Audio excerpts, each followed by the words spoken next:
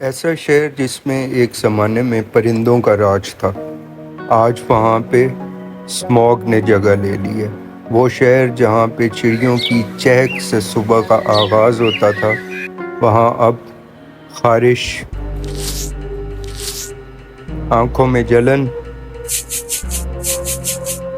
और लोग खांसते नज़र आ रहे हैं। वजह स्मॉग। इस स्मॉग की वजह से आज हम बहुत ज़्यादा सफ़र कर रहे हैं और इसकी वजह से आने वाले हेल्थ कॉन्सिक्वेंसेस, जिनमें सबसे अहम इचिंग।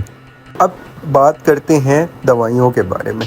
तो सबसे पहली दवाई जो हम यूज़ कर सकते हैं वो है कैलामेन का लोशन। फिर दूसरे नंबर पे हमारे पास आता है एक क्रीम, उसका नाम है हाइड्रोकॉर्टिसोन। अब तीसरे नंबर पे मॉइस्चराइज़र्स, ये आपने लाजमी इस्तेमाल करते रहना है ताकि आपकी स्किन की जो इरिटेशन वगैरह है वो ना हो।